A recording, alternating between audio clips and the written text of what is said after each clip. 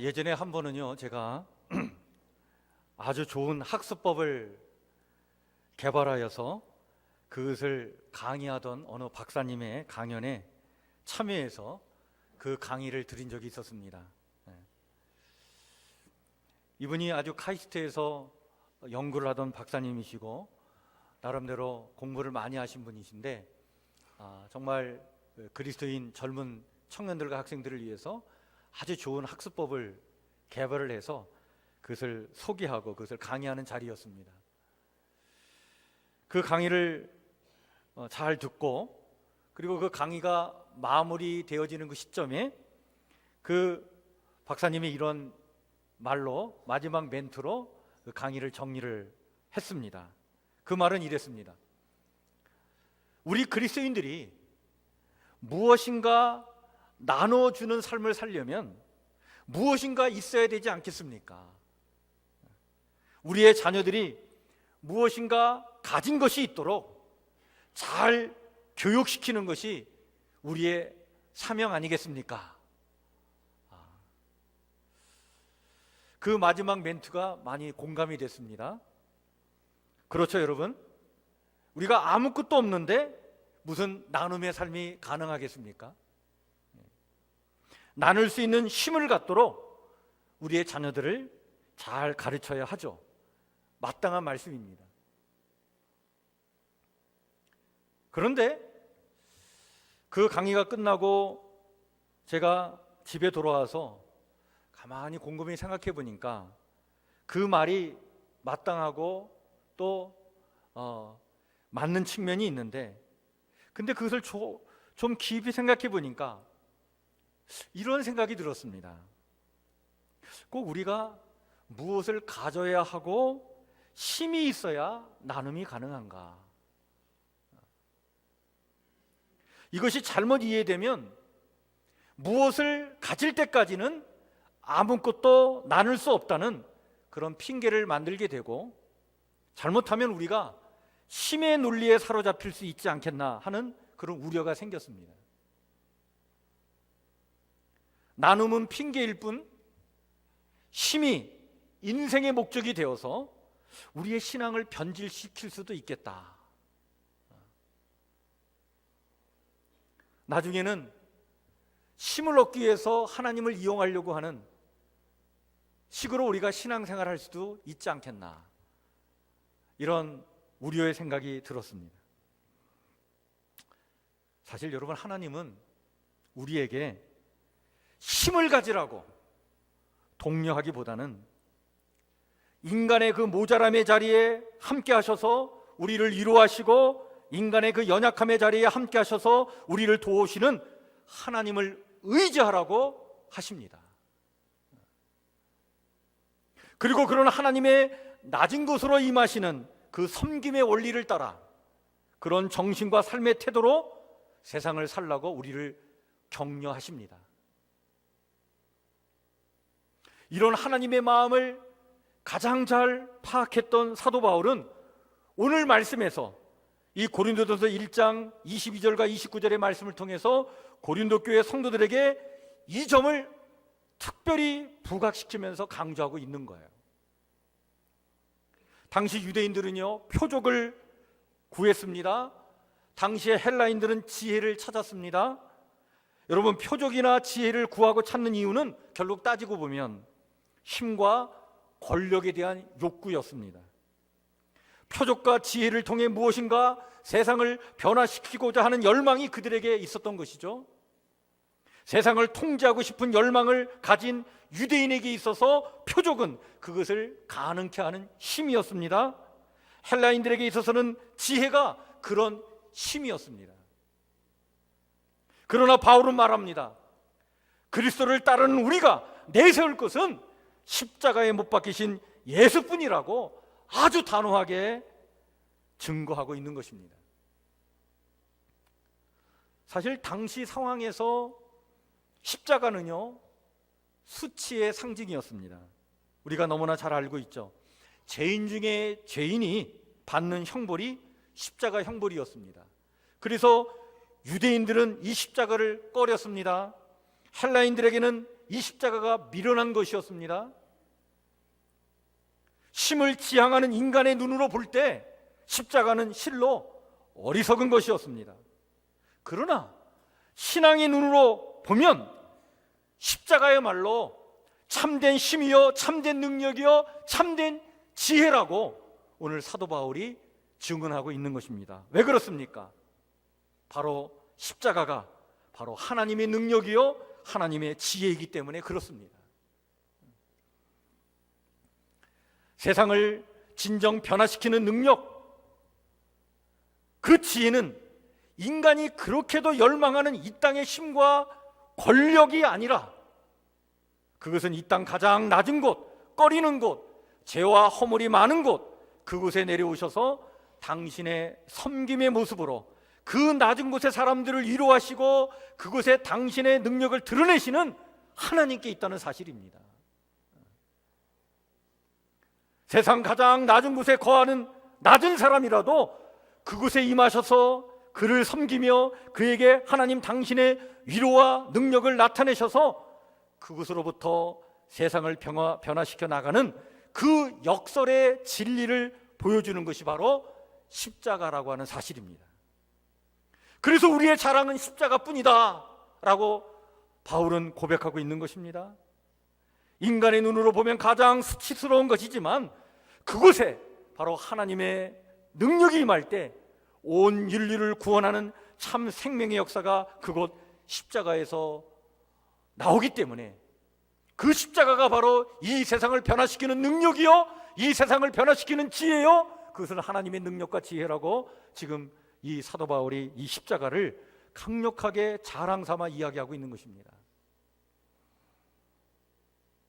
여러분, 실제로 하나님은 역사를 이렇게 이끌어 가십니다. 이것이 실제로 초대교회의 모습이었습니다.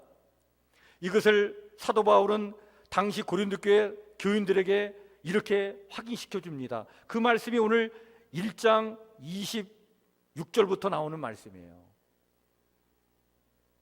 이렇게 사도 바울이 고린도 교회 성도들에게 이야기하죠. 형제들이요, 우리 자신들을 한번 봅시다.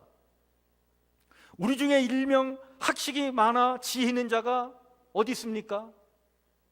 권력 있어 힘 있는 자가 어디 있습니까? 문벌이 좋은 자가 우리 중에 누구입니까? 그러나 하나님께서는 이렇게 세상의 안목으로 볼 때 별 볼 일 없고 미련하게 보이는 우리를 택하여 주셔서 세상에 지혜 있는 자들을 부끄럽게 하셨고, 이렇게 세상에 약한 자들을 택하여 힘 있다고 하는 자들을 부끄럽게 하셨고, 우리처럼 천대받고 멸시받는 자들, 아무것도 없어 보이는 자들을 택하여 있다고 자랑하는 사람들을 부끄럽게 하신 것 아닙니까? 그렇습니다. 여러분, 이것이 하나님이 이 세상을 변화시키고 이끌어 가시는 원리입니다. 역사는요, 가진 자들이 만들어 나가는 것이 아니라 부족하고 연약하고 없는 자들의 삶의 자리에 하나님의 위로와 능력으로 채우시고 인도하시는 하나님에 의해서 만들어져 가는 줄 믿습니다. 우리는 이것을 한시라도 잊어서는 안 되는 거예요.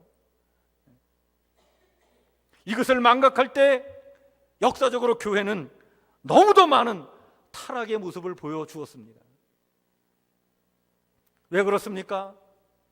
낮은 곳에 임하셔서 당신의 위로와 능력을 드러내시는 그 하나님보다 우리가 그 힘과 권력을 쫓았기 때문에 교회는 역사적으로 많은 부패의 모습을 보여주었던 것입니다.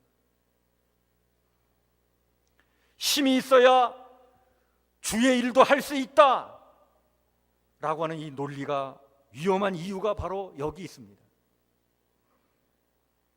하나님 앞에 바른 교회는 여러분 당연히 그 시대마다 주의 일을 감당하게 될 줄 믿습니다. 그러나 교회는 무조건 크고 봐야 한다, 교회가 커야 힘이 있고 힘이 있어야 주의 일을 한다라고 하는 이 생각은 진리에서 벗어난 것입니다. 이런 힘의 유혹에서 우리는 교회를 지켜야 합니다. 우리나라의 기독교 경제학자인 황호찬 박사가 있는데요, 이분이 왜 우리 한국 교회가 자꾸 이 힘의 논리에 사로잡히고 힘을 가지려고 하는지, 기독교 패권주의에 왜 우리가 사로잡혀 있는지 그것을 비판하면서 그는 이런 얘기를 합니다. 이런 모든 생각을 갖게 되는 이유는 바로 뭐냐면 상업주의적인 그러한 사고를 갖고 있기 때문에 우리가 이런 힘의 논리에 사로잡혀 있다라고 이야기를 합니다. 정확한 진단이라고 봅니다. 하나님의 방법은 약함 중에 역사하시는 하나님의 위로와 능력을 믿는 것입니다. 사탄의 방법은 힘에 의존하는 것입니다. 예수님도 사도 바울도 이것을 거부한 것입니다. 오직 인간의 약함 속에 당신의 위로와 강함으로 역사하시는 하나님만을 쫓았고, 그리고 조치라고 오늘 우리에게 말씀해주고 있는 것이죠. 힘만을 쫓는 것을 거부하지 못한 교회들은요, 하나님이 아니라 인간적인 그 힘을 의지하려고 하는 유혹에 빠져 부패하게 됩니다. 그것이 바로 로마 교회의 모습 아니었습니까? 로마 교회가 콘스탄티누스 황제 이후에 권력과 부를 손에 넣으면서 초대교회의 생명력을 잃어버린 것이 그 대표적인 예입니다. 약할 때 강함 되시는 하나님을 믿고 나갈 때 진실로 세상을 변화시킬 수 있는 힘이 나왔습니다. 아무 힘이 없었던 초대교회는 하나님을 의지함으로 참된 힘을 발휘하였습니다. 그러나 권력과 돈의 힘을 의지한 중세교회는 타락의 길로 들어섰던 것입니다. 그 타락은 결국 십자군 전쟁이라고 하는 끔찍한 제약으로 이어지고 있지 않습니까? 기독교 패권주의로 세상을 정복하겠다고 하는 그 논리로 일으킨 그 종교 전쟁이 하나님 앞에서 얼마나 제약된 전쟁이었는가 역사가 우리에게 말해주고 있는 것입니다. 이런 힘에 대한 욕구와 패권에 대한 집착이 참 부끄럽지만 여러분, 우리 지금 한국 교회에 널리 퍼져 있는 것 심히 우려가 됩니다. 정말 속상한 것은 왜 목사들이 그렇게도 명예와 권력에 집착하는지 모르겠습니다. 그리고 자기 자랑에 목을 매는지 모르겠습니다. 제대로 공부도 하지 않고 받은 박사학위를 자랑하고 그것에 집착하는 이유가 무엇이겠습니까? 목사는 하나님의 말씀을 몸으로 평생 공부하는 사람들인데 명예에 집착하는 그 허위의식이 도대체 어디에서 나오는 것입니까? 약할 때 강함 되시는 하나님을 믿지 못하고 스스로 강한 자 되려고 하는 그 힘에 대한 욕구 때문이 아니겠습니까?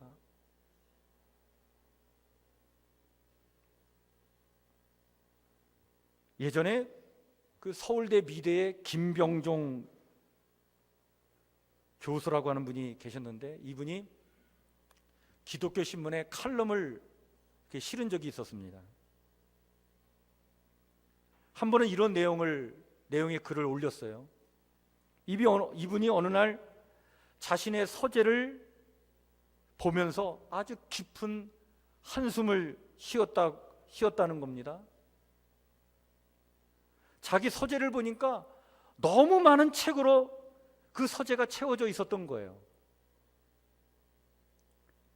거기서 자기 자신을 보았다고 합니다. 이렇게 넘쳐남의 배후에는 인정받고 뽐내고 싶은, 그리고 통제하고 지배하고 싶은 유치찬란한 자아가 숨어 있다는 것을 보았다는 겁니다.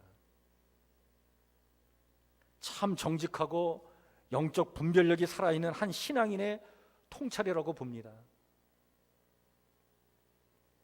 오늘 현대인들은 이런 유아적 자아가 멈추질 않아서 끊임없이 무엇인가를 채우기만을 하려고 합니다. 모자람을 결코 용납하지 않는 거예요. 그런데 너무나 안타까운 것은 우리 신앙인들조차 마찬가지로 이렇게 살아갑니다. 너무나 안타깝습니다. 그 모자람의 자리에 위안으로 함께 하시는 그 은혜의 하나님을 바라봐야 하는데 그런 눈이 없습니다. 힘을 의지합니다. 자꾸 채우려고만 합니다. 자꾸 더 가지려고만 하는 것입니다.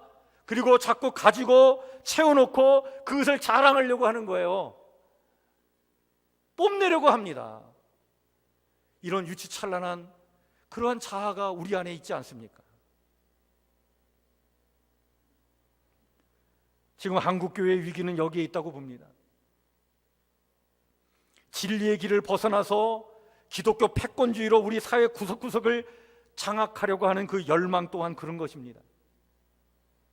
그래서 사사건건 간섭하고 참견하고 지배하려고 하기 때문에 거기에 이 세상 사람들이 질려버리는 거예요. 물론 우리는 진리 아닌 것과 싸워야 합니다. 바른 길을 제시하고 그것으로 인도해야 될 사명이 우리에게 있습니다. 그러나 그것이 힘의 논리로 행해져서는 안 되는 것입니다. 이제 이런 패권주의적 행동을 포기하고 낮은 자의 자리로, 약한 자의 자리로, 없는 자의 자리로 내려가야 합니다.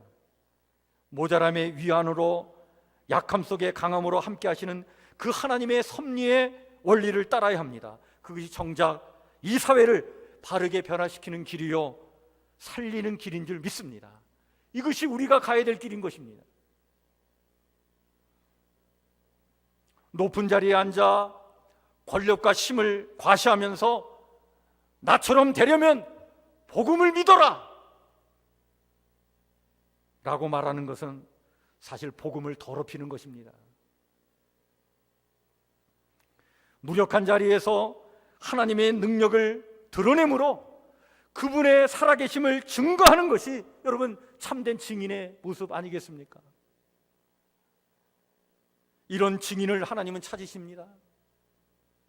그리고 우리에게 그런 증인이 되기를 기대하시는 것이죠. 교회가 작든 크든 힘의 논리에 빠지면 큰 교회는 교만하게 되고 작은 교회는 무력감에 빠집니다. 마찬가지로 우리 각 개인도 똑같습니다. 있으면 어깨에 힘주고 없으면 기가 주고 살지 않습니까? 이렇게 우리가 힘의 논리에 지배되면 여러분 우리가 하나님을 섬기는 게 아니라 우상을 섬기는 거예요. 우리는 우상 숭배자가 지금 되어 있는 것입니다.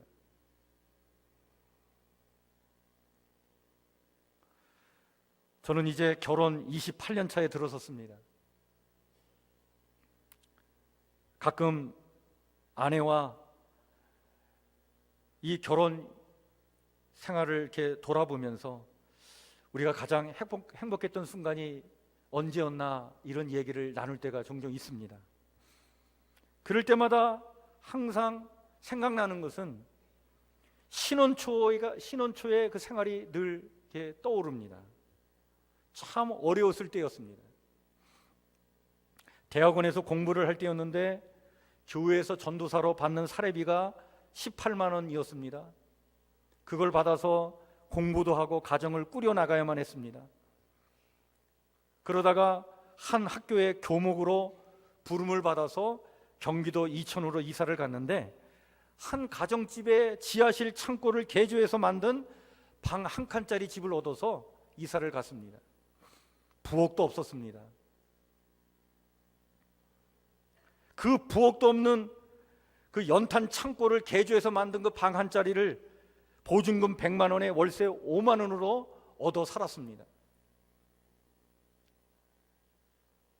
그때 마침 학교에서 학생들이 추수감사 예배를 드릴 때였는데 그때 학생들이 쌀을 헌물을 했습니다. 쌀을 정리해서 고아원에 보내는 것이 저의 일이었는데 그런데 아이들의 쌀을 정리하면서 좋은 쌀은 고아원에 보내고 벌레 먹은 쌀들은 한쪽으로 모아가지고 그때 교목실에서 같이 사역하는 그 사역자들이 그만큼의 좋은 쌀을 사가지고 헌물을 드리고 그 모아놓은 벌레 먹은 쌀을 서로 나눠 가져갔습니다. 제가 그때 한 2kg 정도를 되는 것을 집으로 가져왔는데 집에 와서 보니까, 열어보니까 말이죠, 쌀 반, 바구니 반 이렇게 되어 있더라고요. 그때 아내가 임신 5개월이었습니다. 그 조그마한 방구석에 둘이 쪼그리 앉아가지고 그 바구니를 손톱으로 죽이면서 밤을 보냈습니다. 여기서 찍 하고 죽이면 저쪽에서 찍 하고 죽이고 말이죠. 처음에는 뭐 이런저런 이야기를 하면서 그 바구니 집단 살해 사건을 자행을 했는데, 나중에는 너무 힘들어가지고 그냥 아무 소리 없이 여기서 찍, 저기서 찍, 이 바구니 죽이는 소리로 그 밤을 보낸 기억이 납니다. 그런데 돌이켜보면 그때가 참 행복했어요.